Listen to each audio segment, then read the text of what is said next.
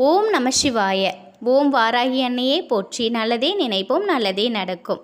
இன்றைக்கி நம்ம பார்க்க போகிற பதிவு நல்ல வேலை கிடைக்கிறதுக்கான கோதுமை விளக்கு பரிகாரத்தை தான் பார்க்க போகிறோம். நல்ல வேலை கிடைக்கணும், கை நிறைய சம்பாத்தியம் பெறணுங்கிற ஆசை எல்லாருக்குமே இருக்கும். ஆனால் சில பேருக்கு படிப்பு இருந்தும் முயற்சிகள் இருந்தும் தகுதி இருந்தும் வேலை கிடைக்காம கஷ்டப்பட்டுட்டு இருப்பாங்க. நம்முடைய வாழ்க்கையில் இருக்கக்கூடிய பிரச்சனைகள் நீங்கி சீக்கிரமே ஒரு நல்ல வேலையில் அமரணும் அப்படின்னா நீங்கள் செய்ய வேண்டியது இந்த வழிபாட்டை தாங்க. இந்த விளக்கை நம்பிக்கையோடு ஏற்றினீங்கன்னா நீங்கள் நினைத்ததை விட பல மடங்கு நல்ல வேலை உங்களுக்கு கிடைக்கும். கை நிறைய சம்பளமும் கிடைக்கும். இந்த விளக்கு கோதுமை மாவில் தான் நம்ம செய்ய போகிறோங்க. ஒரு அகல் விளக்கு செய்ய தேவையான அளவுக்கு கோதுமை மாவு எடுத்துக்கோங்க. அந்த கோதுமை மாவில் 2-3 துளசி இலைகளை கிள்ளி போட்டுக்கோங்க. ஒரே ஒரு சிட்டிகை குங்குமப்பூ போட்டு கொஞ்சமாக தண்ணி ஊற்றி சப்பாத்தி மாவு போல் பிசைஞ்சுக்கோங்க.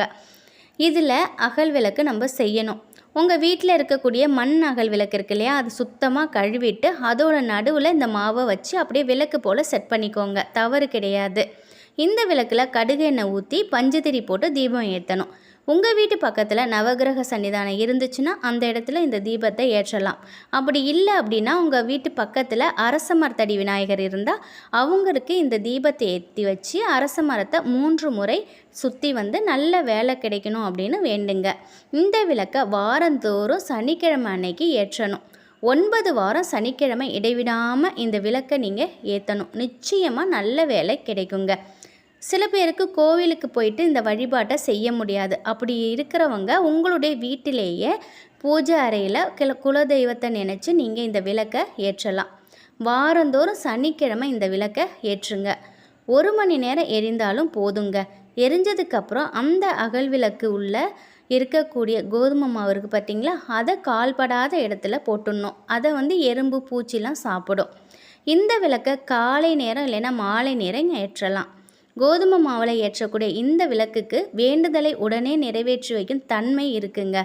சூரிய பகவானுக்கு உரியது கோதுமை, மகாலட்சுமிக்கு உரியது துளசி, சுக்கிர பகவானுக்கு உரியது குங்குமப்பூ. இந்த 3 கிரகங்களும் உங்களுக்கு நன்மையை கொட்டி கொடுக்கும்.